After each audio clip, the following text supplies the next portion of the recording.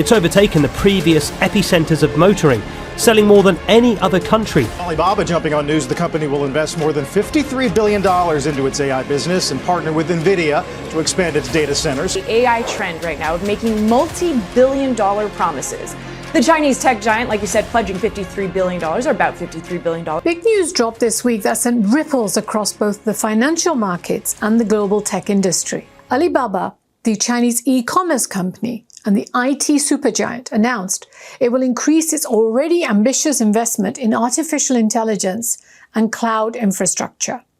The company committed earlier in February of this year to spending over 380 billion yuan, about $53 billion over the next 3 years to supercharge its AI research and expand its cloud ecosystem. At the same time, Alibaba unveiled its Qwen 3 Max, its most powerful large language model yet, which boasts over 1 trillion parameters.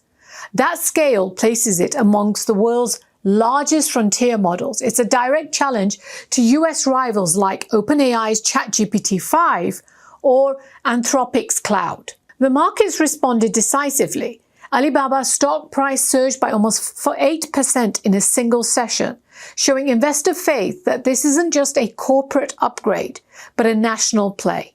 It signals a deeper truth.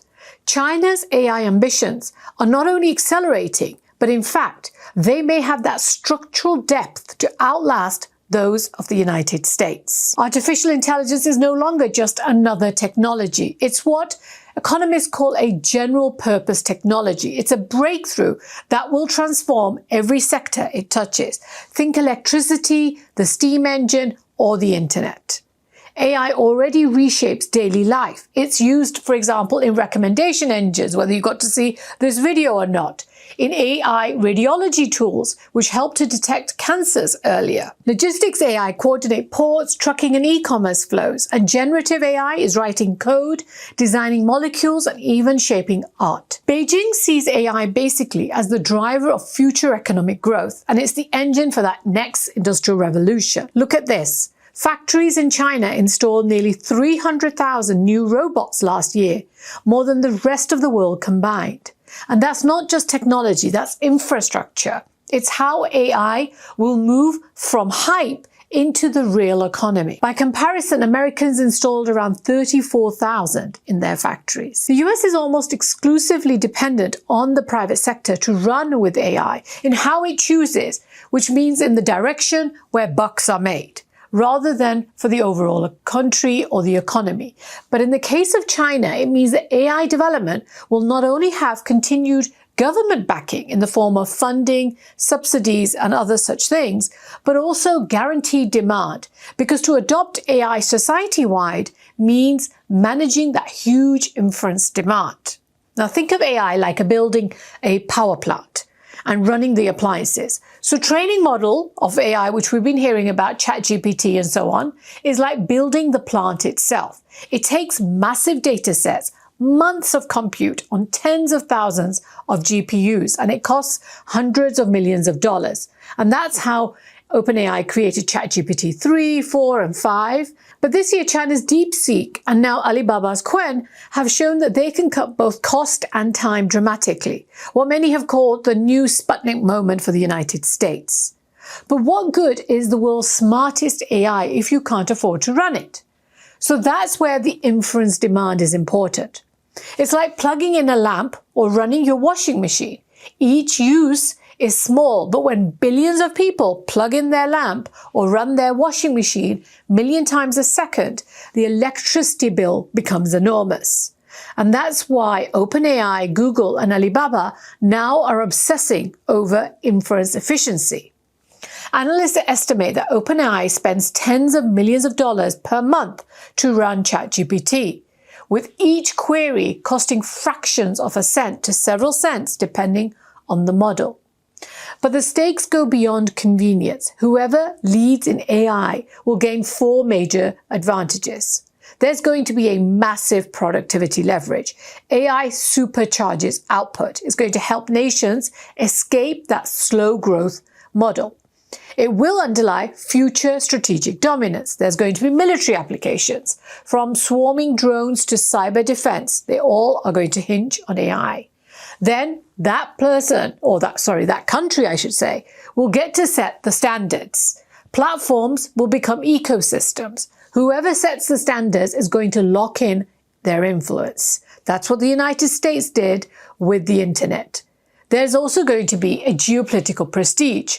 And just as Silicon Valley made the US the center of the internet age, the AI leadership is going to define global norms and values.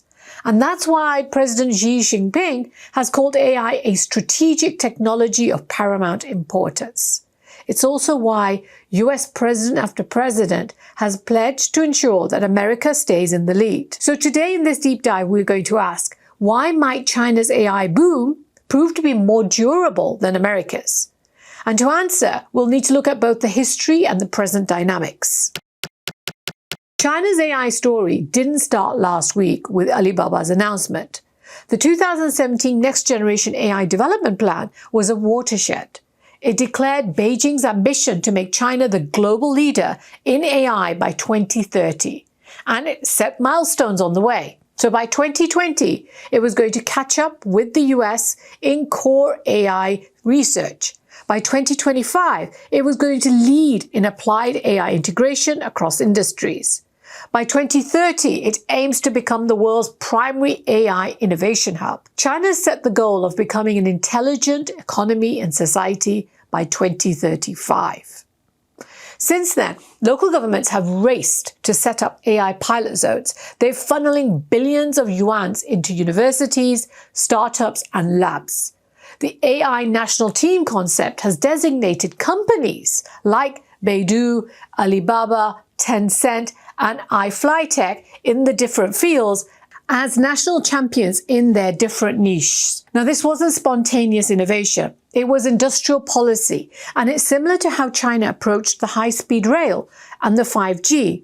Massive state backing went in with coordination between local and central authorities and strategic patience.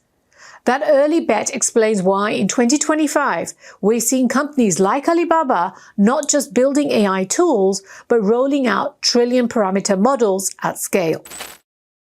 China's major undeniable advantage, which helps to provide it with long-term pulling power, is its government's unity over direction.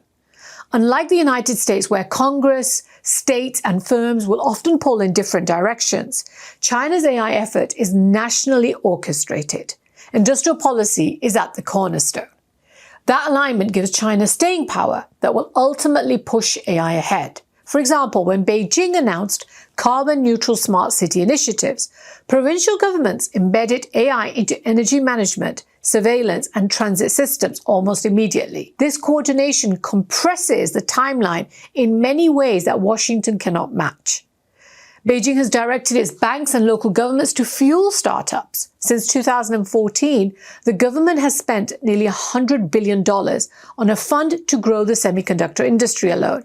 And in April 2025, it said that it's going to allocate $8.5 billion for small AI startups. Local governments have set up entire neighborhoods that function as startup incubators, like Dreamtown in Hangzhou, a city in China's south that is where Alibaba and DeepSeek are both set up, and it's known as a hotspot for AI talent. Then, unlike the United States, which has offshored much of its manufacturing, the recent attempts to reshore, which will take decades to take effect, China remains the factory of the world, and this gives it a unique testbed for industrial AI. What use is an algorithm if you don't have the factories to deploy it in? Factories in China are making nearly 1/3 of all manufactured goods worldwide, more than the United States, Germany, Japan, South Korea, and Britain combined. Government support has also led to boom in startups making humanoid robots, and an ecosystem of companies that make specialized components for these robots, such as motorized joints. China has an artificial intelligence industry that is strongly focused on using that new technology to track and improve every aspect of factory equipment and performance. By embedding AI into the physical infrastructure, China's going to ensure that its AI boom has a real economy anchor, not just consumer apps. Made in China 2025 explicitly ties industrial upgrading to AI. This linkage means that AI success is measured not just in tech demos, but in actual GDP contributions. China's state-backed funds like the National Integrated Circuit Fund or the provincial AI investment vehicles take a 10 to 15-year view or horizon on a project. These projects would die in Silicon Valley due to that lack of immediate ROI return on investment that can actually still survive and make it through in a country like China. Now, this strategic patience sustains the boom through those inevitable hype cycles. Then is the second huge advantage that China has. It's 1.4 billion people, which create oceans of digital data. Transactions on Alipay, logistics from JD.com, chats on WeChat, and health records digitized through national campaigns. Data is what lubricates and makes AI models much more efficient, accurate, and valuable. Just one example, Shenzhen's smart city pilot captures terabytes daily from sensors, traffic systems, and public services, feeding the algorithms that make urban management much more efficient. Those feedback loops are a natural advantage that no US city can replicate at scale. The volume of this market offers Chinese firms a unique opportunity to assemble big databases. Consider Didi, which is China's counterpart of Uber and the largest ride-sharing company in the world today. According to its CEO, each day Didi processes more than 70 terabytes of data, with 9 billion routes being planned a day and 1,000 car requests a second. On the other hand, you have Europe, which enforces the GDPR, and the US, where firms face a patchwork of state-level privacy rules. Now, personally, I think we should all be grateful that they do face issues in using our data as they wish. Equally important, though, is China's looser stance on that data collection is lowering the barrier for training and deployment for its companies. Now, while of course this raises ethical questions, it undeniably accelerates progress for those companies and for China.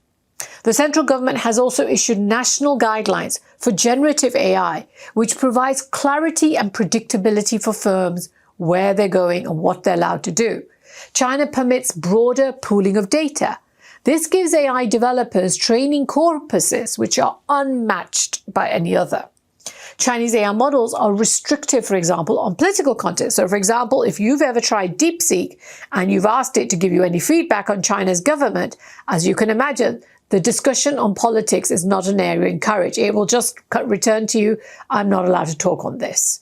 He didn't actually say use those particular words, though. However, while Western countries extol their own virtues on the issue, they're also sadly lacking, as we've evidenced recently by YouTube and Facebook telling us about the restrictions that they faced during COVID-19, about what their users could post and how the government clamped down on the Biden administration in particular. And what happens when the talent flows back east? Not only does China have the people, but it also has more STEM students than the United States, EU, and Japan combined. China produces around 4 to 5 times more STEM graduates than the US. China now awards over 3.6 million STEM degrees per year, and this is compared to around 820,000 in the United States. And according to the US News and World Report, under subject rankings, the Tsinghua University in China is ranked number 1 in computer science, as well as artificial intelligence and engineering, and this is globally. By 2020, China was already graduating 3 times as many computer scientists as the United States. By 2025, this year, Chinese universities are expected to produce around 77,000 STEM PhD graduates, compared to the United States, which has around 40,000. China's also built dozens of new AI institutes. It's luring back its diaspora talent from MIT, Stanford, Oxford, Cambridge, with lucrative grants and labs. And in terms of patents, China overtook the US in AI filings as early as 2015. By 2018, China filed 2.5 times more patents in AI technologies than the United States. Now, at first, quantity outweighed quality, but in the last 5 years, citations and global collaboration in research also show a massive rising impact of the country. Between 2010 and 2020, the US benefited from what is called the brain drain, as top Chinese researchers came to the United States, did their PhDs, and they stayed in the US. Now that's reversing. A brain gain dynamic is happening. According to one study, between 2010 and 2021, nearly 12,500 scientists of Chinese descent left the United States for China. And most of that was during the first Trump administration, when it launched its China Initiative in 2018. And the initiative basically suspected or accused all Chinese researchers of being spies for China. A Stanford University study found that 61% of US-based scientists of Chinese descent have considered leaving the country this year. This time around, the administration has made huge funding cuts to university research departments across the country, which is giving an additional incentive for researchers to leave for China. And it's not only Chinese. For example, the top chemist, Charles Lieber from Harvard, who was convicted in 2023 of failing to disclose payments from a Chinese university, recently joined Tsinghua University. Now, artificial intelligence is not just about algorithms. It's about power as well. So training and running large models requires massive data centers filled with GPUs and specialized chips. All of these consume staggering amounts of electricity and cooling. So, for example, training that trillion parameter model can consume as much energy as a small city does in a year. China's energy policy is crucial because it ensures that its cloud and AI champions have that reliable, scalable energy backbone. It's directing investment into ultra-high voltage transmission lines and expanding renewable capacity. Beijing is ensuring that energy supply doesn't become a bottleneck for the country's AI boom, and it's also cheap. By contrast, energy is a huge issue for the United States. It not only has an old transmission system, it's fragmented, and it's also very expensive. I recently covered this issue in detail, so do check it out. I'll put a description in the vlog below as well. China's aggressive expansion in renewable energy capacity is laying the foundation for the power-hungry infrastructure that AI demands. In 2024 alone, China added around 370 gigawatts of new renewable capacity. Wind, solar, hydro, and biomass, a 23% year-on-year increase. Now, these numbers aren't trivial. By many accounts, China's wind and solar installed capacity by March of this year exceeded its installed thermal capacity, the coal capacity, for first time.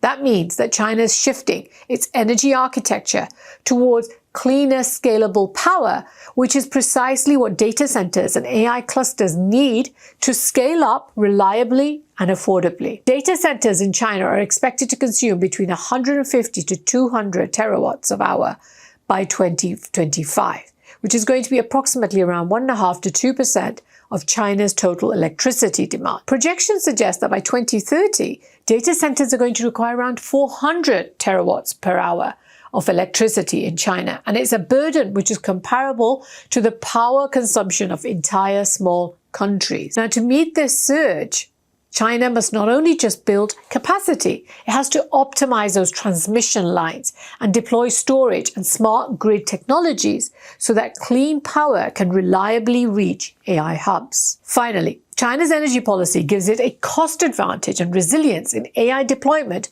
over its rivals, which are constrained by higher electricity prices and less reliable grids. Because China's mass-producing renewables is pushing down that cost curve in megawatt per hours, in many regions, they're becoming unusually cheap compared to markets in the United States or in Europe. Also, it enables China to keep energy sovereignty, which matters. So while the United States can impose export controls on chips or computing hardware, it can't sanction the sun, the wind, and the hydropower. That means China faces less exposure to external choke points on its critical power supply. Now, as Chinese firms build their AI clusters, their energy foundation gives them that durable backbone. And this, combined with its industrial integration and policy alignment and scale, China's energy policy is not going to be a side note. It's going to be a strategic enabler of its AI ascendancy. Okay, so you're now going to say it can't be all that rosy for China, and it doesn't. It's not, of course. China does have a problem. It faces hardware choke points. Cutting-edge 3-nanometer chips remain out of reach because of United States sanctions. It limits the access to cutting-edge GPUs, like, for example, NVIDIA's H100 or so far its powerful Blackwell series. The sanctions are also hitting at the EUV lithography machines that ASML, the Netherlands company, can sell to Chinese semiconductor companies like SMIC. These machines are what makes those latest, smallest, most advanced chips that, for example, TSMC, the world leader Taiwanese company, can make. But Chinese labs are learning to squeeze more from less. They're training large models on swarms of mid-range chips by using optimized parallelization procedures. At the same time, SMIC and Huawei are pushing their domestic chip design to become better and better. Huawei's latest Ascend chips are state-of-the-art. Progress is slower, but is picking up pace. And this resilience makes it harder for the US export controls to permanently cripple China's boom.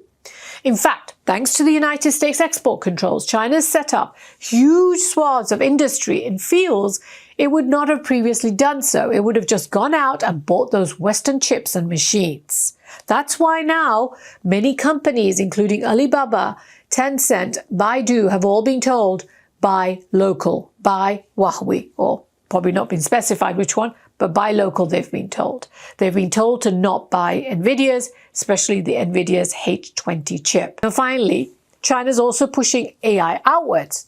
Huawei supplies AI-enabled 5G base stations in Africa, Middle East. Alibaba Cloud powers fintech in Southeast Asia. Threat from Chinese competitors building up their own tech stack systems is what Jensen Huang, the CEO for NVIDIA, explained to Donald Trump, President Donald Trump, and his administration, which actually then made them remove the Biden administration's AI diffusion rule, which didn't allow the sale of American chips around the world. Now, Beijing is also lobbying to set up international standard bodies. It's trying to shape the global rules for AI, for safety, for ethics, and interoperability. If it's successful, this could institutionalize its leadership, just as the US embedded influence in the internet governance during the 1990s. So coming back to Alibaba's announcement, it isn't just corporate news. It's a signal of China's strategic depth. While US firms remain ahead in some research areas, China's scale and state alignment, industrial integration, and strategic patience suggests that its AI boom is no passing phase. Could it outlast America's? If China is able to successfully close that semiconductor gap and sustain its state corporate synergy to deploy AI at an industrial scale, why not? By 2035, it's expected not only to match, but in fact surpass United States leadership and dominate emerging markets around the world. Despite what we hear, there is nothing that makes the United States unique in tech development. History teaches us that technological leadership shifts over time. In the 19th century, Britain owned steam. In the 20th century, America owned the internet. And in the 21st, unless something changes, the AI century may belong to China. And this week's news just shows how determined China is to make that happen. Thank you for joining me today. I'm Najma Minhas with GVS Deep Dive. Tell me in the comments, is AI leadership decided in labs or in factories? Have a great day.